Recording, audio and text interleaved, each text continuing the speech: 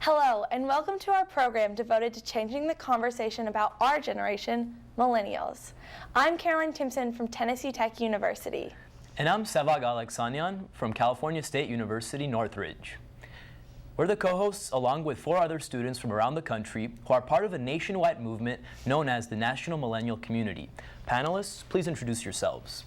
I'm Mike Wynn from the University of Houston downtown. And I'm Rashiba Jones from the University of Florida. I'm Kimberly Neville from Eastern Oregon University in La Grande, Oregon. I'm Sabina Sue from University of Washington.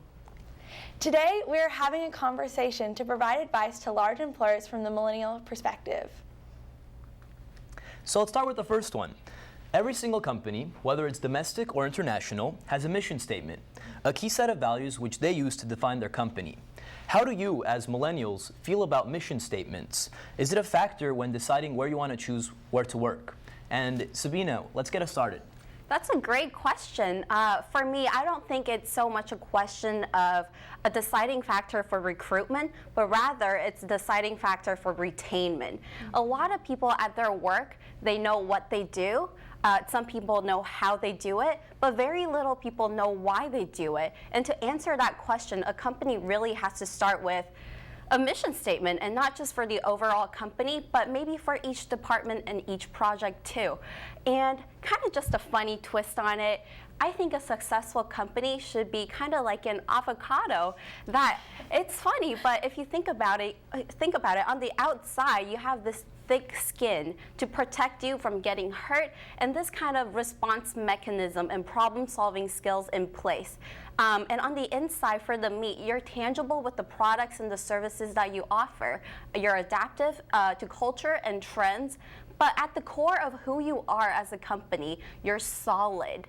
That is the core of a company, and I think a mission statement really does bring that out. I think that's a really great example. First of all, that's an awesome way to put that. But second of all, I have a little bit different of a perspective. Is I appreciate mission statements, and when companies do have mission statements, I'm like, oh, cool, that's a great thing.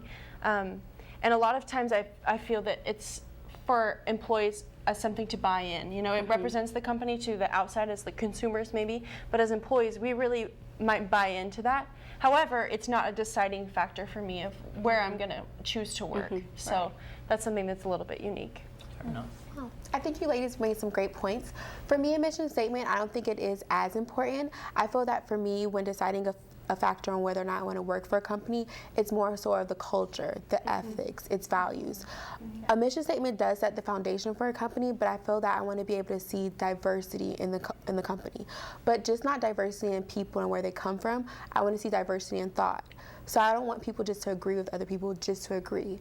I want people to have healthy debates where we may disagree, but we're still able to work together as a company. I think everyone has some really great perspective on this. I would say the common ground, the common theme that we're really finding is we want a mission statement, but more than that, we want action behind it. We don't just want a set of words. We want something that really affects your mindset and your culture. And going off of culture, just a kind of different thing with workplace culture. So 90% of millennials surveyed said that they see entrepreneurship not as going and starting your own business, but a mindset. So do you think entrepreneurship has a place in the corporate work environment? Mike, do you want to lead off with that? Sure, I think that's a great question. You know, entrepreneurship, the mindset should be part of the corporate culture.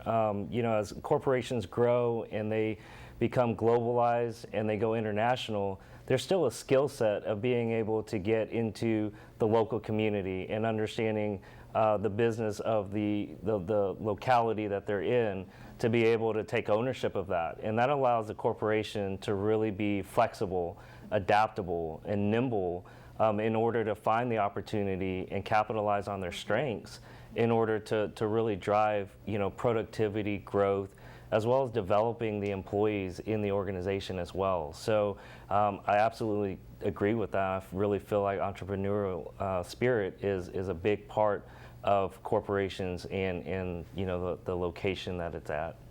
Absolutely. Yeah, absolutely. I really do agree with Mike there. I think entrepreneurship really is a mindset. And when I think about entrepreneurship, I'm thinking of words such as curiosity, opportunistic, and risk-taking even. And sometimes that means taking the risk of detaching yourself from what you are used to as a company, from your routines, the way you usually recruit people, hire people, the way you manage them too. And sometimes it's, just trying new things. And it's not even just coming up with a company or technology, but how you organize this company and how you manifest that kind of culture within yourself. And so to think innovatively and to act on that innovation, we can all be entrepreneurs ourselves.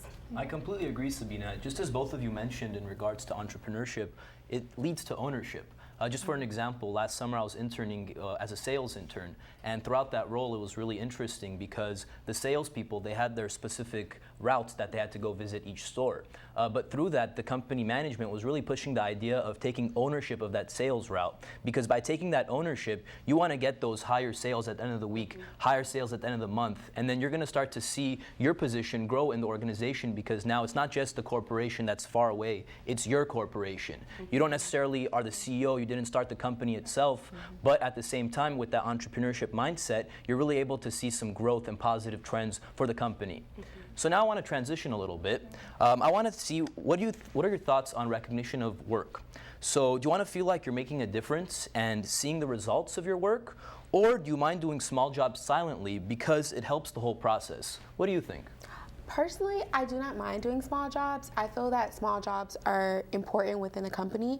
I do like to be challenged, however, and being given that bigger task. For me, I feel that doing the small jobs is helping to see like, wow, I was able to help my colleague, or I was able to help my boss get this done, and I was a part of the bigger picture. So yeah, I don't mind doing the small jobs. What about your thoughts on feedback, receiving feedback from your employer? Feedback, so the companies I worked for in the past, I've done a lot of higher ed work, and I feel that the higher ed work that I've done, it's been mostly where they do that 1-year review. And with that 1-year review, I feel that there are certain situations or things that happen that they just kind of get drained, they get pulled out, and it's not handled or nipped in the bud when it could have been done sooner. So I feel that feedback should be something that should be done bi-weekly or maybe even quarterly, so that way things don't end up being addressed later on in the year.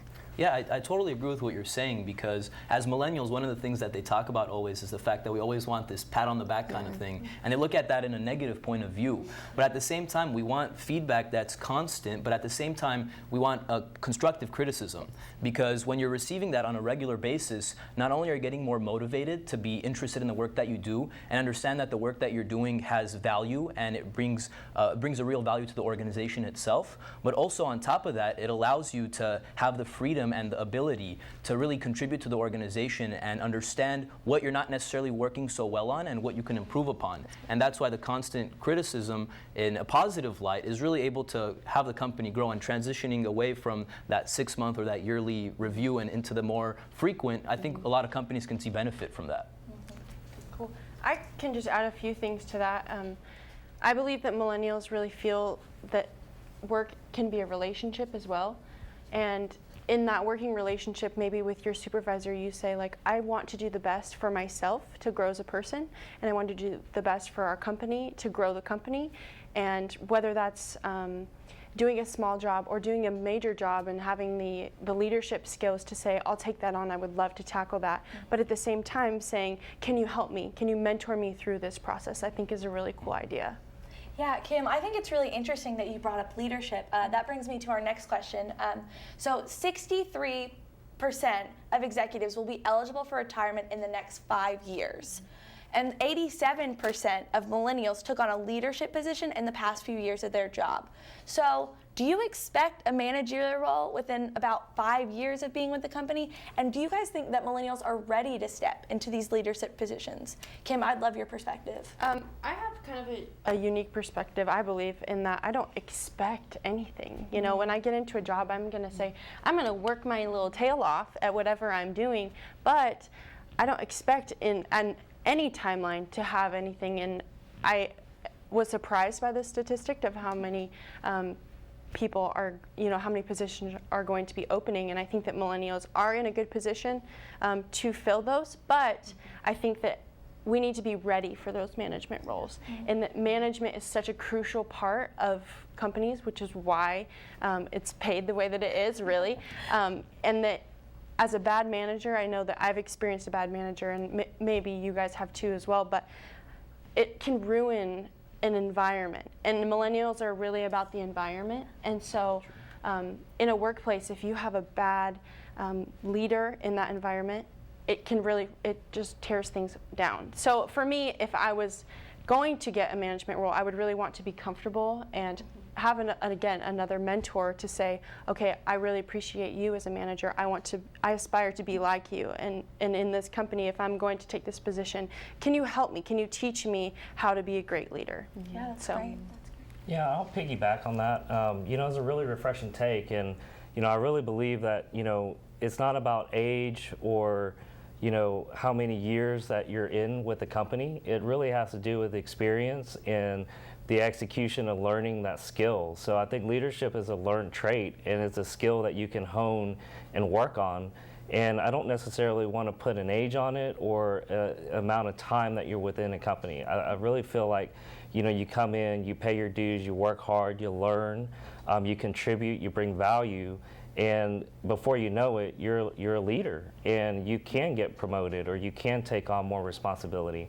And a prime example is just in our military. You have young men going into the military and leading grown men into battle. So I think that's an absolutely really good perspective.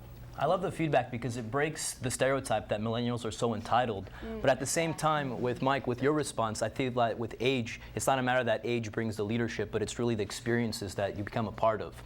So in closing, I really hope that today it brought the companies that are watching the fact that millennials are different and that we could change the workplace if we work together. Both Caroline and I would like to thank our colleagues from around the country for joining us today. We also want to thank all of you in the audience for listening in on our conversation. If you'd like to help us change the conversation about millennials in America, please visit our website at nationalmillennialcommunity.com. We'd love to hear from you and your thoughts. Thank you.